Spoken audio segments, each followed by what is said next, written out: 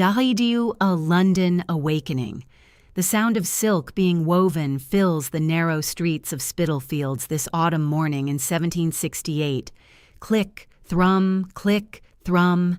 The Huguenot looms work their ancient rhythm behind shuttered windows, while outside, a 9-year-old girl with fierce dark eyes presses her face against the cold glass of her family's lodging house window. Mary Wollstonecraft watches the world with an intensity that unsettles the adults around her.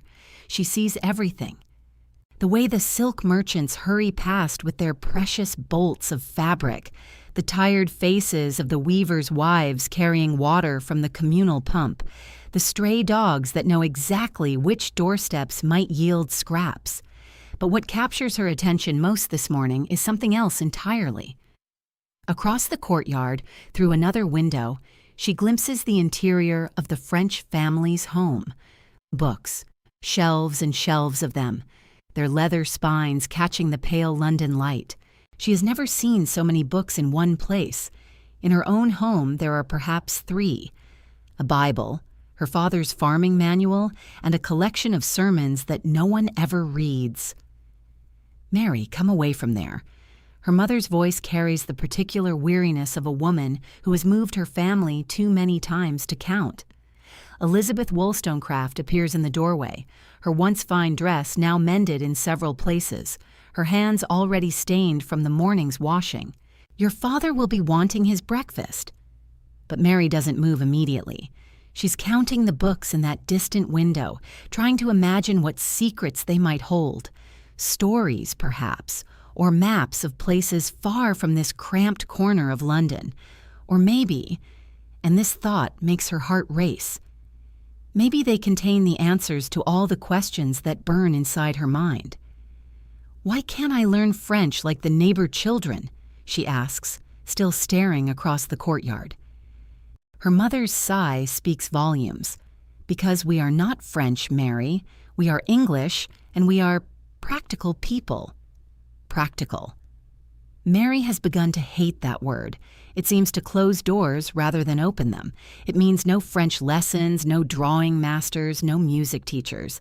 It means helping with the washing and minding her younger siblings, while her brother, Edward gets to attend the local grammar school, doesn't he? Edward, who cares more about chasing cats than reading, gets to learn Latin and mathematics, while she must content herself with the most basic reading and writing. The Wollstonecraft family has been in London for only 6 months, having fled their failed farm in Essex when Mary's father's drinking finally consumed what little remained of his inheritance.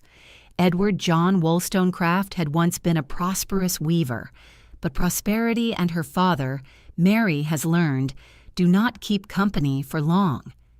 She remembers their previous home, the way her father would stumble through the fields at dawn, shouting at workers who had long since stopped listening to his increasingly erratic instructions. She remembers her mother's face growing thinner and more pinched with each passing season. Most of all, she remembers the night her father struck her mother for the first time, the sound of it sharp and final in the darkness of their cottage. That was when something crystallized inside young Mary's chest, a hardness, a determination. She would not become her mother. She would not wait for a man to determine her fate, would not accept the narrow confines of what the world insisted a woman should be. But here in Spitalfields, surrounded by the industrious hum of the silk trade, those dreams feel impossibly distant. Her days are filled with domestic tasks, scrubbing floors, tending the fire, helping to prepare the simple meals that are all their reduced circumstances allow. Her father spends most of his time in the alehouses that line Brick Lane, returning home with wild schemes and empty pockets. "The shipping trade," he announced just last week, his words slurred, but his eyes bright with possibility. "That's where the real money lies, Elizabeth. Ships coming in from the Indies, loaded with tea and spices and fortunes waiting to be made." Mary had watched her mother's face carefully during this proclamation. Elizabeth Wollstonecraft had learned to show nothing. No hope, no disappointment, no fear. just a careful blankness that protected her from the inevitable crash that would follow her husband's latest enthusiasm. But if her home life offers little in the way of intellectual stimulation, the streets of Spitalfields provide Mary with an education of a different sort. This is a neighborhood of immigrants and refugees, of people who have crossed oceans and borders in search of something better. The French Protestant families who dominate the silk trade bring with them not just their weaving skills, but their books, their ideas, their conversations conducted in rapid, musical French that Mary strains to understand. She is taken to lingering outside the workshop of Monsieur Dubois, the master weaver whose family occupies the rooms across the courtyard. Sometimes, when the weather is fine, he opens his windows wide, and she can hear him instructing his apprentices not just in the technical aspects of their craft, but in matters of philosophy and politics. "The mind," she heard him say just yesterday, his English heavily accented but precise. "The mind must be as well trained as the hands. Otherwise, we are merely machines, no?" Mary had pressed herself closer to the wall, desperate to catch every word. "In France, before we came here, I knew weavers who could discuss Voltaire as easily as they could discuss thread counts.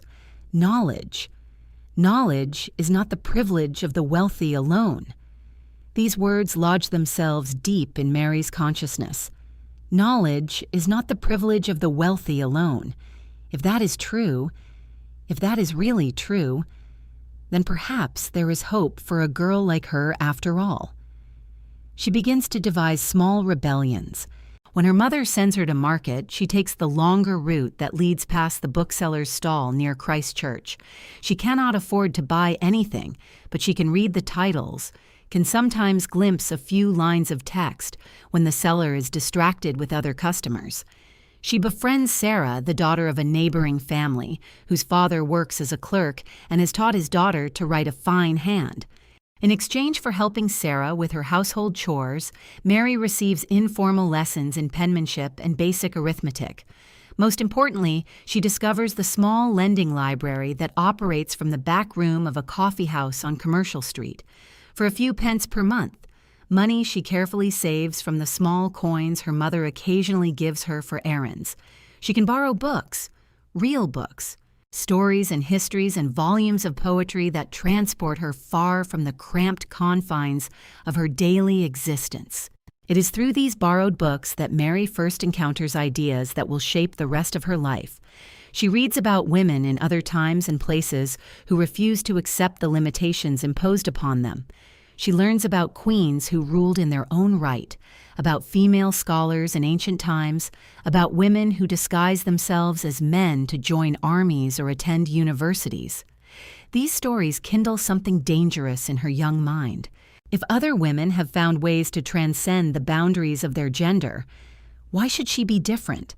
Why should she accept a future of domestic servitude and dependence when her mind hungers for so much more? Her mother notices the change in her.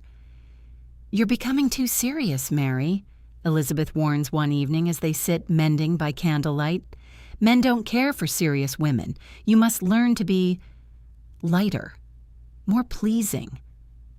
But Mary has already moved beyond caring what men might think of her seriousness. She has glimpsed something larger than the narrow path that society has laid out for her, and she knows with absolute certainty that she cannot, will not, follow where it leads. The silk looms continue their eternal rhythm outside her window. Click, thrum, click, thrum. But inside Mary Wollstonecraft's mind, a different kind of weaving has begun. She is creating the pattern of a life that will challenge everything her world believes about what a woman can be and do. And in the distance, barely audible above the sounds of the city, the future is already calling her name. Friendship and first ventures. The future arrives first in the form of friendship. In the winter of 1778, when Mary is 19 and the world still feels impossibly narrow, she meets Frances Blood. Fanny, as she's known to those who love her, is everything Mary has longed for in a companion, intelligent, artistic, and possessed of the same restless energy that keeps Mary awake at night, sketching impossible dreams by candlelight. They meet through mutual acquaintances in Newington Green, that progressive corner of London where ideas flow as freely as tea in the parlors of dissenting ministers and radical thinkers. Fanny is 2 years older, with gentle hands that create the most exquisite drawings and a mind that questions everything their society takes for granted. When she speaks of women's capacity for learning, for independence, for lives beyond the narrow confines of marriage and motherhood, Mary feels something she's never experienced before: recognition. "We could do it, you know," Fanny says one afternoon as they walk through the Green's tree-lined paths. The autumn leaves crunch softly beneath their feet, and the air carries the scent of wood smoke from nearby chimneys. "We could establish our own school, teach girls the way we wish we had been taught." Mary stops walking. The idea hangs between them like a bridge suddenly appearing over an impossible chasm. Our own school? Why not? Fanny's eyes shine with possibility. We have the knowledge. We understand what it means to hunger for learning and find only closed doors. We could open those doors for others. The dream takes root that very afternoon.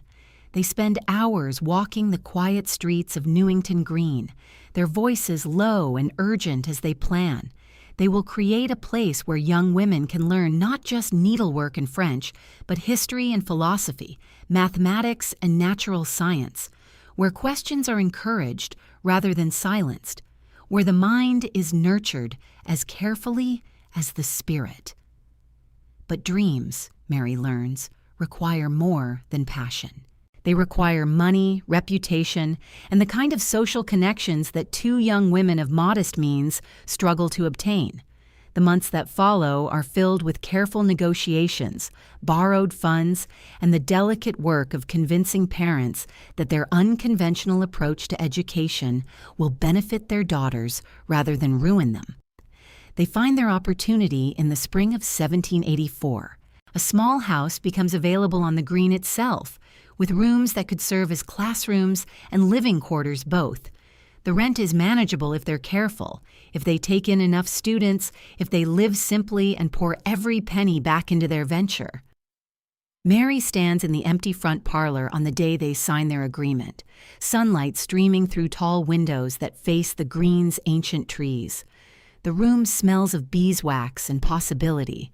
"This is it," she whispers to Fanny, who is already sketching the layout of desks and bookcases in her mind. "This is it," Fanny agrees, and they clasp hands like conspirators, which, in their society's eyes, they very nearly are. The Newington Green School opens quietly in the autumn of 1784. No grand announcements, no elaborate ceremonies. Simply two young women with a handful of students and a revolutionary belief that girls deserve the same intellectual nourishment as their brothers.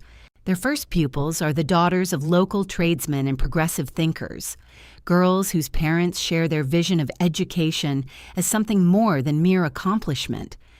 The rhythm of their days becomes a kind of meditation. Morning lessons in the front parlor where Mary teaches history and literature while Fanny guides eager hands through drawing and painting.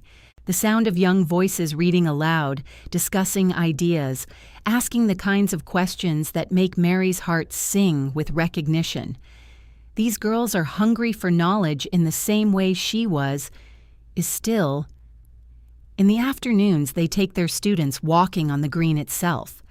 Natural philosophy lessons conducted beneath spreading oak trees, where they observe the changing seasons and discuss the principles that govern the natural world. Geography taught not from dusty maps, but from the stories of the merchants and travelers who frequent the area's coffee houses.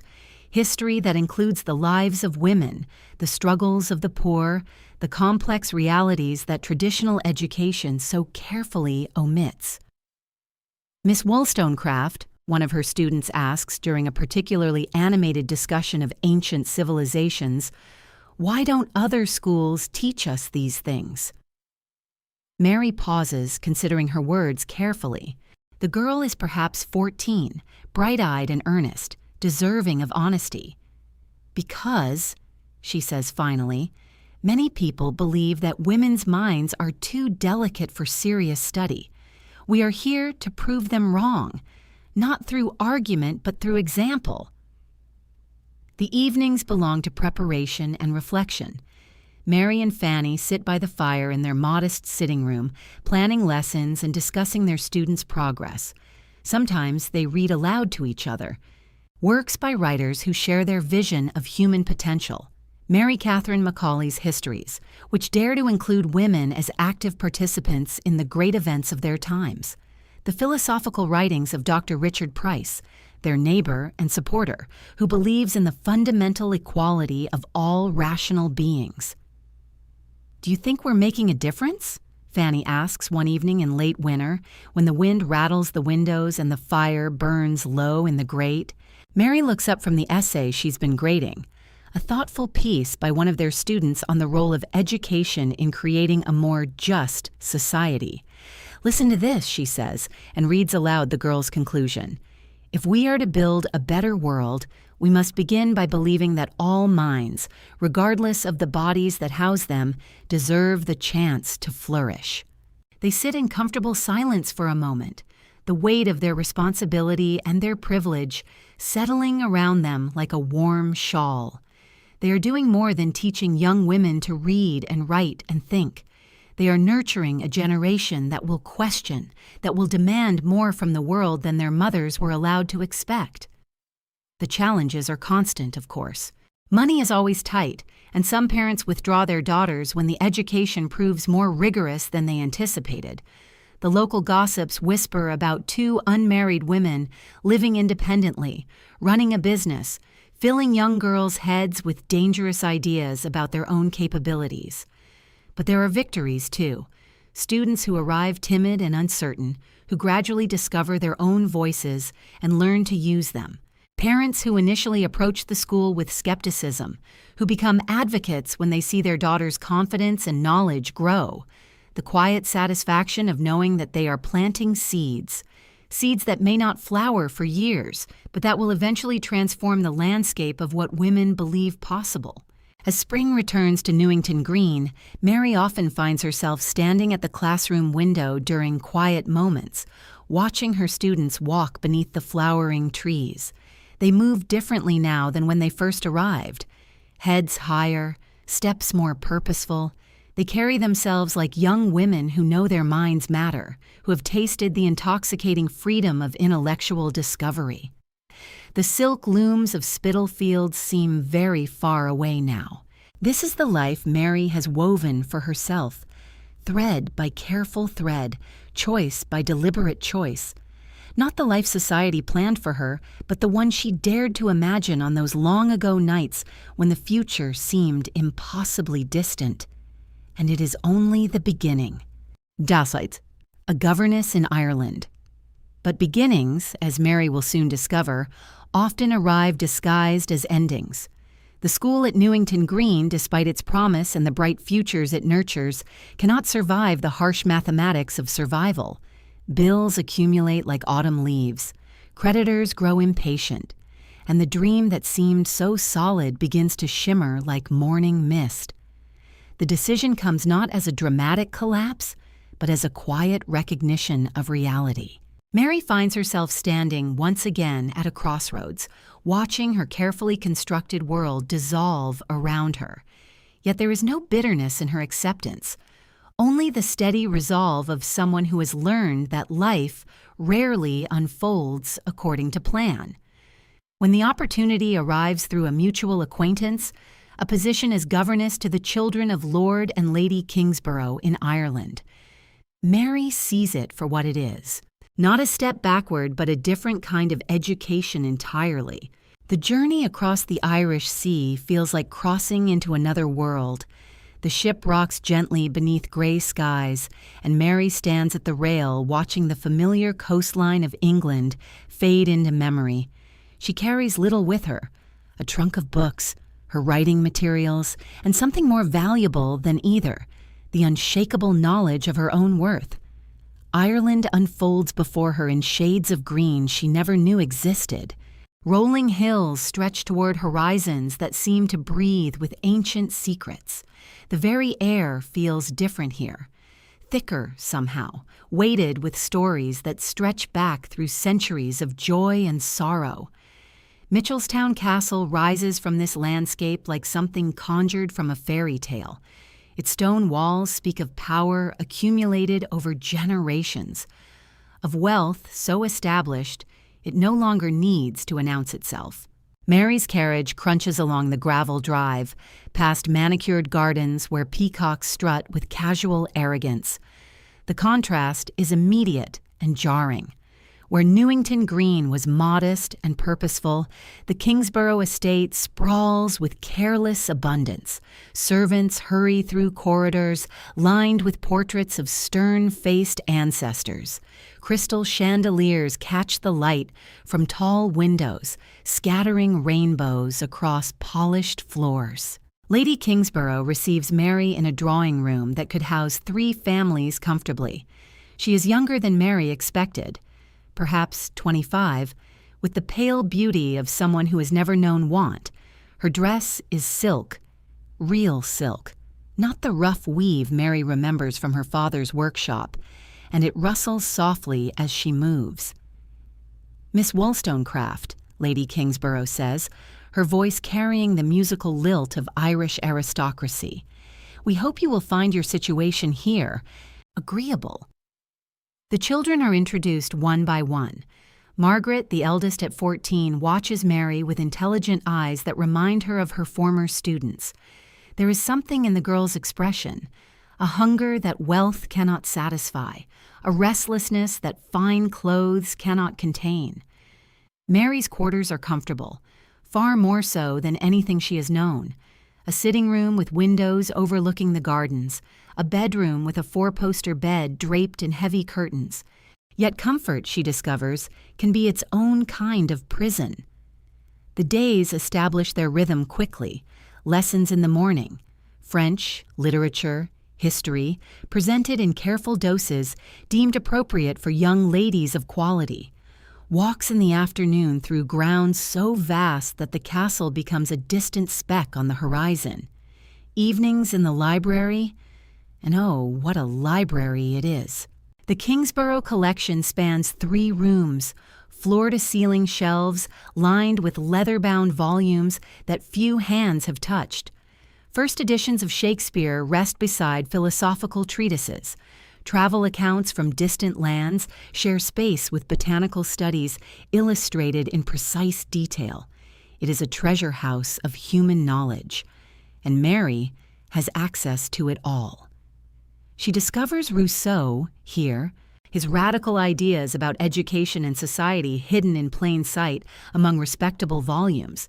She finds travel narratives that transport her to drawing rooms in Paris, coffee houses in Vienna, bustling markets in Constantinople. Each evening, after her charges are settled, she returns to these rooms like a pilgrim to a shrine. The irony is not lost on her. Here, surrounded by unimaginable wealth, she begins to see poverty more clearly than ever before.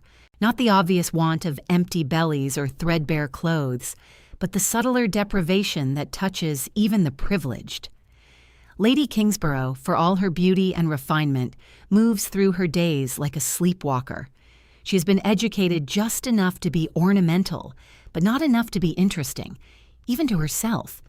Her conversations circle endlessly around social gossip and fashion, never venturing into deeper waters. The children, particularly Margaret, hunger for something their wealth cannot provide. Real conversation, genuine challenge, the exhilaration of ideas that stretch their minds beyond the narrow confines of what society deems appropriate for their station. Mary watches and listens and begins to understand something fundamental about the world she has entered. The very system that elevates these people above want also diminishes them, traps them in roles as rigid as any prison cell. The Irish landscape becomes her refuge during these months of observation.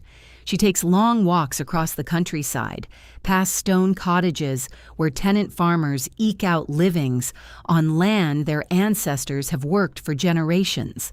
The contrast between their struggles and the casual abundance of the castle sharpens her growing sense of injustice. Children with bare feet and hollow cheeks wave shyly from cottage doorways.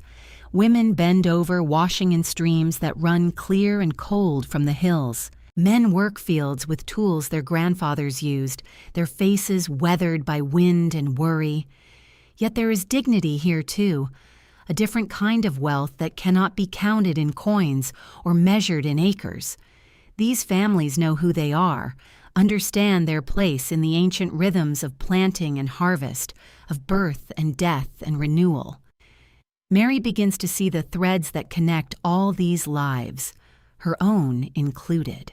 The silk weaver's daughter, the progressive schoolmistress, the aristocratic governess, all of them shaped by forces larger than individual choice, all of them navigating systems that seem as immutable as the Irish hills themselves.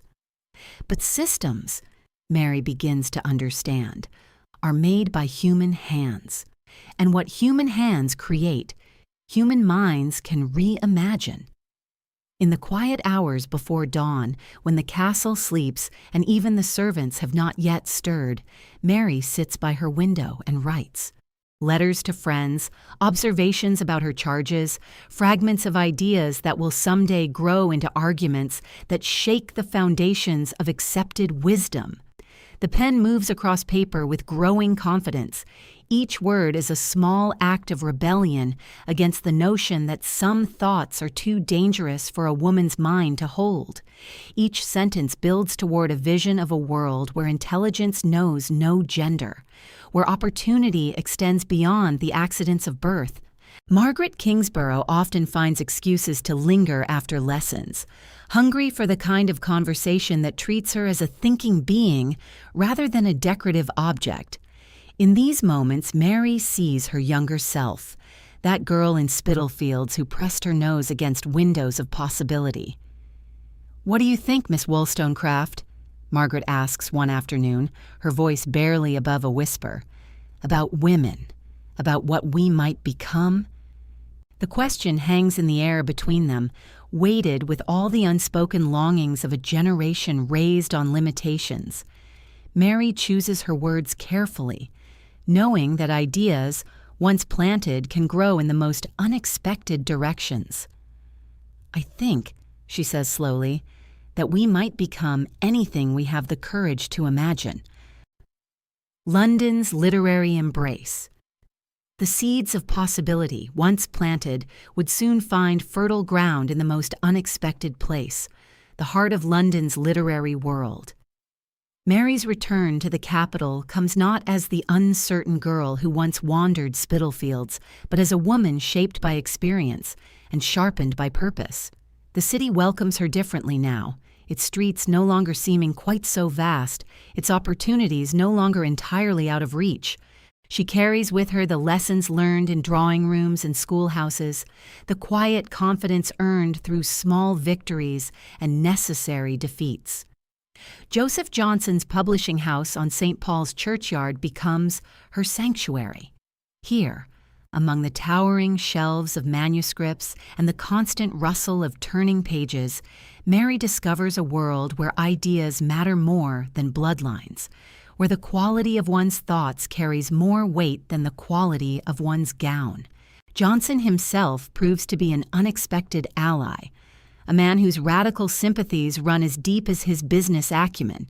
His shop serves as both marketplace and meeting ground, where the finest minds of the age gather to debate, discuss, and dream of a better world. The air itself seems charged with possibility, thick with the scent of fresh ink and the electricity of revolutionary thought. "Miss Wollstonecraft," Johnson says on her first morning, his eyes twinkling with something that might be mischief, "I have a German treatise on education that needs translating. The author argues that children learn best when treated as thinking beings rather than empty vessels. I thought, you might find it interesting." The work comes naturally to her, this careful translation of ideas from one language to another, but it becomes more than mere linguistic exercise. Each text she encounters, each philosophical argument she renders into English, adds another layer to her own developing understanding of human nature and social possibility. The German pedagogues speak of children's innate curiosity.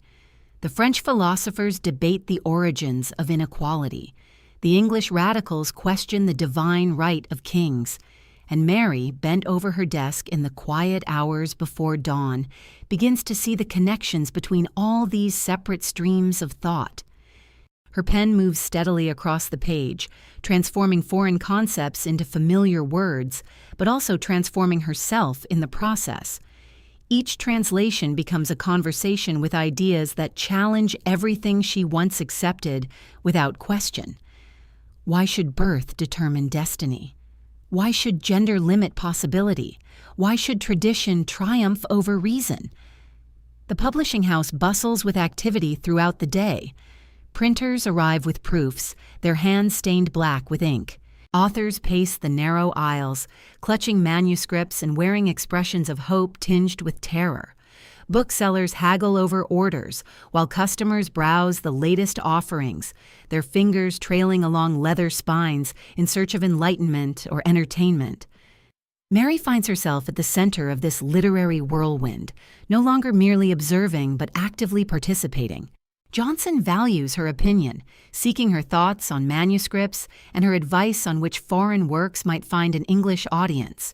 The shy governess who once hesitated to speak her mind gradually gives way to a woman whose voice carries weight in these halls of ideas. "What did you think of Rousseau's latest?" asks Dr. Richard Price one afternoon, settling into the worn chair beside her desk.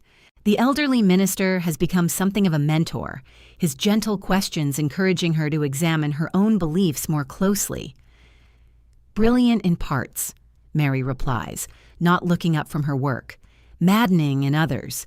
He writes so eloquently about natural education, yet seems to believe that women require an entirely different, lesser form of instruction." Price chuckles, a sound like autumn leaves rustling. "You've identified the great contradiction in our progressive friends. They can imagine overthrowing kings, but not the tyranny that exists in every drawing room and nursery." These conversations become the highlight of Mary's days. Price, with his white hair and penetrating blue eyes, possesses the rare gift of listening without judgment, of asking questions that illuminate rather than interrogate. Under his gentle guidance, she begins to articulate ideas that have long simmered beneath the surface of her consciousness. The evening gatherings at Johnson's table prove equally stimulating. Here, around a modest spread of bread and cheese, gather some of London's most radical thinkers. The artist Henry Fuseli sketches while debating the relationship between beauty and truth. The scientist Joseph Priestley describes his latest experiments between bites of apple tart. The poet William Blake speaks in riddles that somehow make perfect sense. Mary initially sits quietly at these gatherings, content to absorb the rapid-fire exchange of ideas. But gradually, inevitably, she finds herself drawn into the discussions. Her insights, shaped by practical experience rather than theoretical study, offer a fresh perspective that the men around the table begin to value and seek out. "But surely," she ventures one evening when the conversation turns to education, "we cannot speak of developing human potential while ignoring half of humanity? How can society progress when women are deliberately kept in ignorance?" The room falls silent for a moment, not with disapproval, but with the kind of thoughtful pause that follows an unexpected truth. Fuseli sets down his pencil. Priestley stops chewing. Even Blake's restless energy seems to still. "Go on," Price encourages gently. And Mary does. The words flow from some deep well of conviction, carrying with them all the frustration of her own limited education, all the waste she has witnessed in drawing rooms full of intelligent women trained only in accomplishments that serve no purpose beyond decoration. She speaks of Margaret Kingsborough, bright and curious, but taught to value only her appearance; of Fanny Blood, brilliant and capable, but constrained by circumstances that would never have limited a man of similar talents; of countless girls she has taught, their natural intelligence gradually dimmed by society's insistence that thinking is unfeminine. The men listen with the kind of attention usually reserved for visiting philosophers or foreign dignitaries. But Mary is no distant theorist. She speaks from lived experience, from years of observing the systematic waste of human potential that occurs whenever talent is sacrificed to tradition. When she finally stops speaking, the silence stretches for several heartbeats. Then Johnson raises his glass of wine in a small salute. "I believe," he says quietly, "that we may have just heard the beginning of something important." The words prove prophetic. In the weeks that follow, Mary finds herself returning again and again to these themes in her translations and reviews. Each text she encounters becomes a lens through which to examine the question of women's education and social role. Each conversation with Price or the others adds another piece to a puzzle she is only beginning to understand. Her writing grows bolder, her arguments more sophisticated. The careful governess who once measured every word begins to trust her own voice, her own judgment. The girl who once borrowed books in secret becomes a woman who shapes the very ideas that will define her age. London's literary embrace has given her something precious. Not just a livelihood, but a purpose. Here, in this world of words and ideas, she has found her true calling. The path ahead remains uncertain, but for the first time in her life, Mary Wollstonecraft knows exactly who she is meant to become. The transformation is subtle but profound, like a plant finally receiving the light it needs to bloom. Duariam, a vindication takes shape. The transformation is subtle but profound, like a plant finally receiving the light it needs to bloom. And bloom she does, in the quiet hours when London sleeps and Mary's mind awakens to its fullest power. The candle flame flickers against the darkness of her modest lodgings, casting dancing shadows across the wooden desk where her revolution begins. Not with armies or proclamations, but with ink and paper and the fierce conviction that burns within her heart.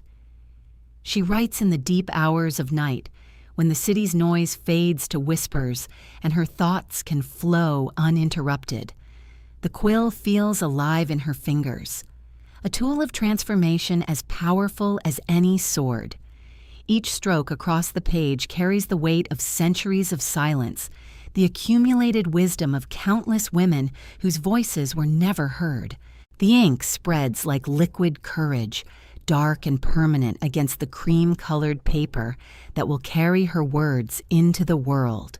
Her desk becomes a sacred space, scattered with books that have shaped her thinking, pages covered in her careful script, and the growing manuscript that will become a vindication of the rights of woman. The title itself feels revolutionary on her tongue, each word chosen with deliberate precision. Rights. Not privileges or courtesies, but fundamental human rights that belong to women as surely as they belong to men. The writing process consumes her in the most beautiful way. She rises before dawn, her mind already racing with arguments and connections, with the logical progression of ideas that will dismantle centuries of accepted wisdom about women's capabilities. The coffee grows cold beside her as she works, forgotten in her intensity. The world outside her window awakens slowly. Vendors calling their wares, carriages rattling over cobblestones, the gradual brightening of another London morning.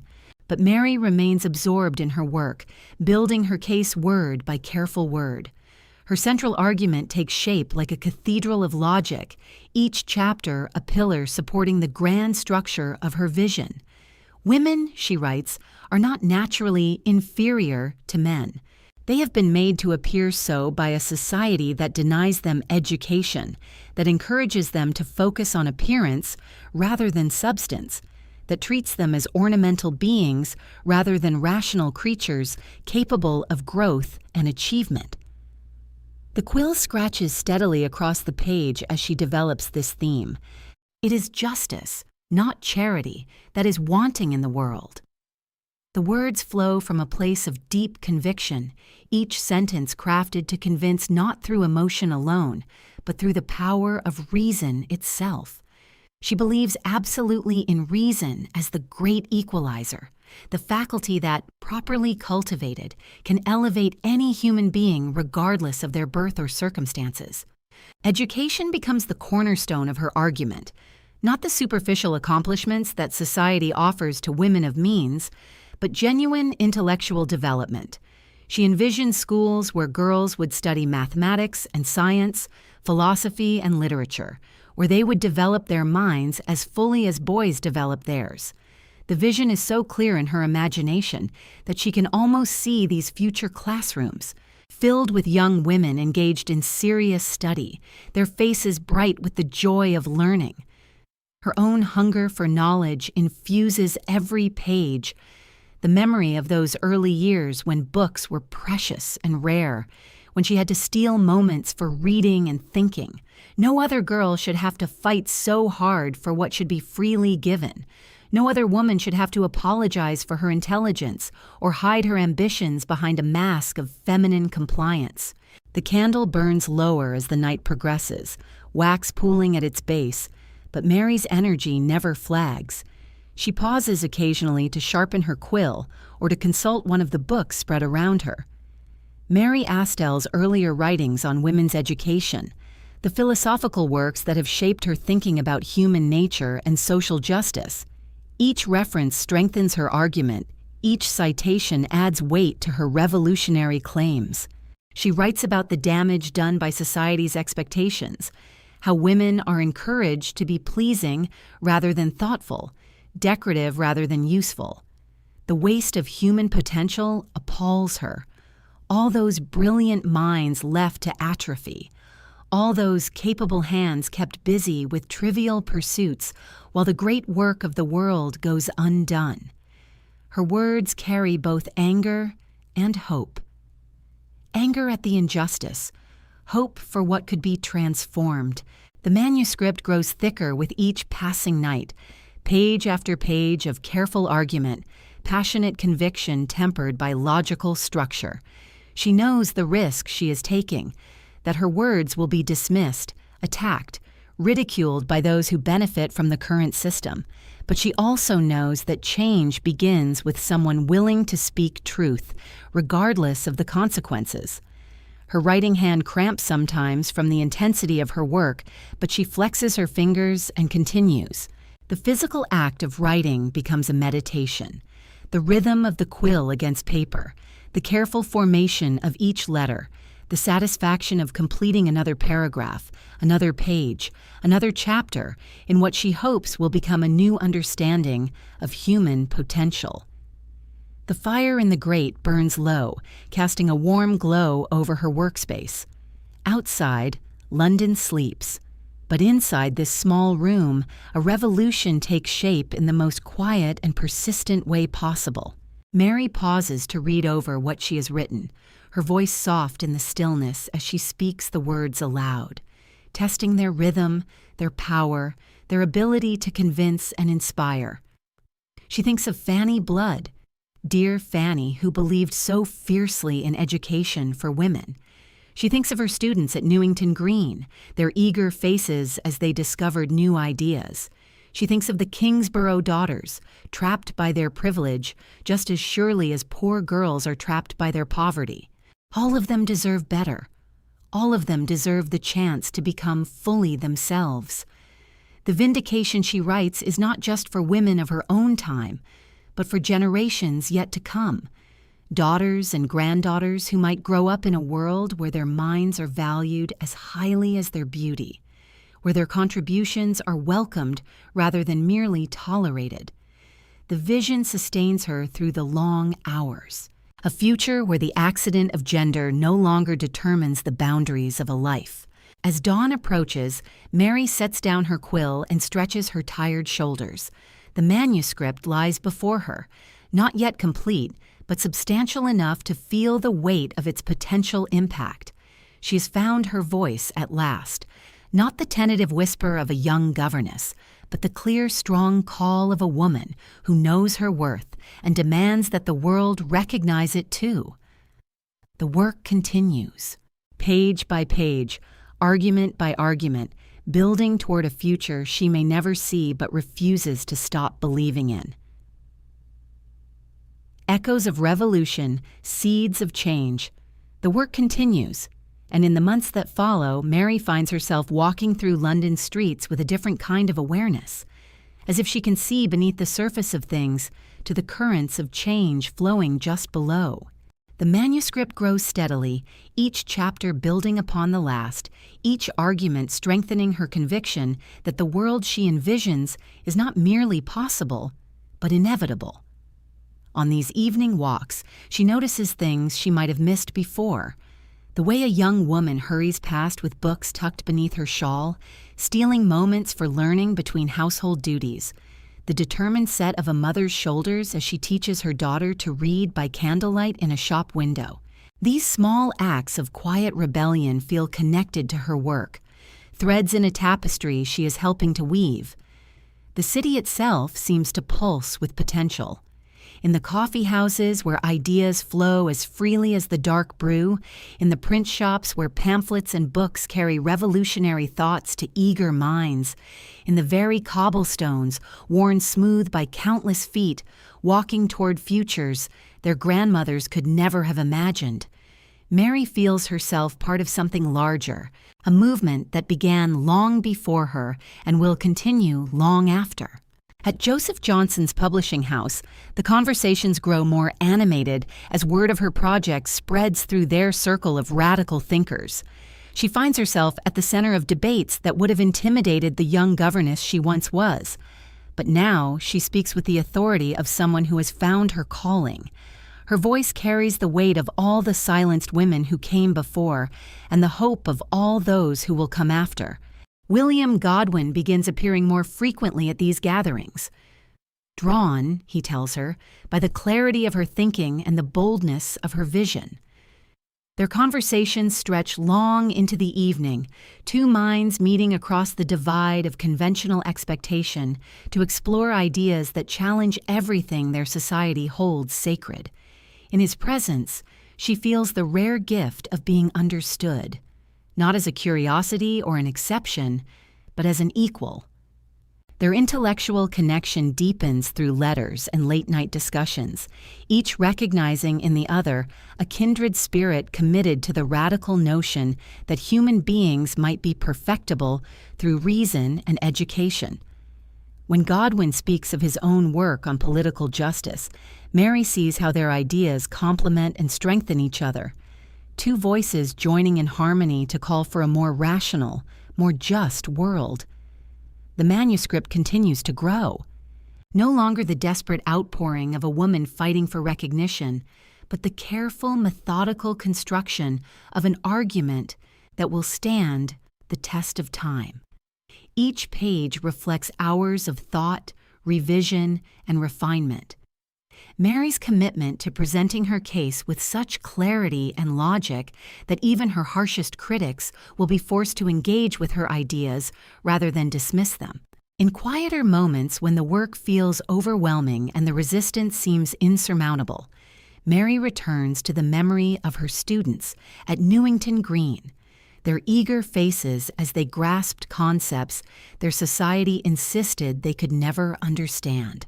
She thinks of Fanny Blood, whose friendship first showed her what intellectual companionship could be. She remembers the young Lady Kingsborough, hungry for knowledge but trapped by circumstance, and feels renewed determination to create a world where such waste of human potential becomes impossible. The seasons turn as the manuscript nears completion. Spring bringing the scent of new growth through her window as she writes about the possibility of human transformation.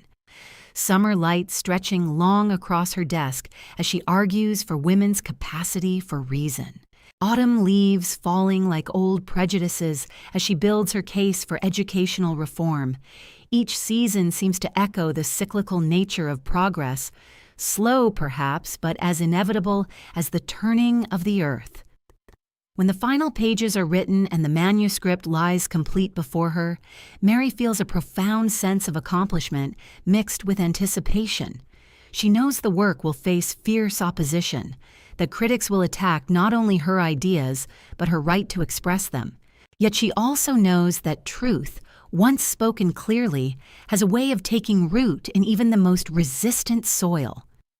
The publication of A Vindication of the Rights of Woman sends ripples through society like stones dropped into still water.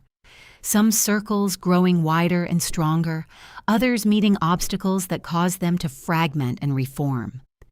Mary watches the reactions with the calm satisfaction of someone who has said what needed saying, regardless of the consequences. Letters begin arriving from women across England and beyond, teachers and governesses, mothers and daughters, all finding in her words permission to dream of lives beyond the narrow confines society has drawn for them. Each letter reinforces her conviction that she has tapped into something universal, a longing for dignity and opportunity that transcends class and circumstance. The critics come too, as she knew they would. Men who cannot conceive of women as rational beings, traditionalists who see her ideas as threats to the natural order. But their attacks only serve to spread her message further, each denunciation bringing her work to the attention of new readers who might otherwise never have encountered it. Through it all, Mary continues her daily life with a sense of deep contentment. Not the fleeting satisfaction of momentary success, but the lasting peace that comes from living in alignment with one's deepest convictions. Her relationship with Godwin deepens into love, a partnership of equals who challenge and support each other in equal measure. Their conversations now carry the easy intimacy of minds that have found their match. Discussions of philosophy and politics flowing seamlessly into plans for their shared future. When they marry, it is not a surrender of independence, but a celebration of two autonomous beings choosing to walk the same path.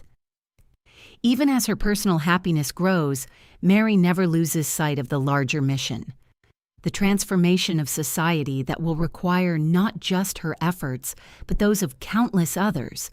She sees herself as one voice in a chorus that will grow stronger with each generation. Each woman who claims her right to education, adding her note to the song of progress.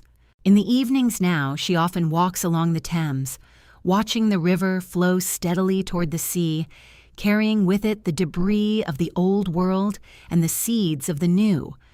The water moves with patient persistence, wearing away the hardest stone through gentle, constant pressure. This, she thinks, is how change really happens, not through sudden revolution, but through the accumulated force of many small acts of courage. The lights of London reflect on the water's surface, each one representing a life, a story, a possibility. Some shine steadily, others flicker and dance, but together they illuminate the darkness and make navigation possible for those who follow. Mary sees her own work as one of these lights, modest perhaps in the vast scheme of things, but steady and true. Standing by the river, she can almost see the future she has helped set in motion. Generations of women walking freely through the world, their minds valued as highly as their hearts, their contributions welcomed rather than merely tolerated. It is a vision that fills her with profound satisfaction, not because she expects to see it fully realized in her lifetime, but because she knows it will come to pass. The Thames flows on in its ancient rhythm, carrying the hopes and dreams of countless souls toward a horizon bright with promise. The water catches the last light of evening, holding it for a moment before releasing it to the gathering dusk. And in that moment, Mary feels herself part of something eternal, a current of human aspiration that no force on earth can stop, a river of possibility flowing steadily, inevitably toward the sea of a more just and beautiful world where every mind can flourish and every voice can sing its own true song.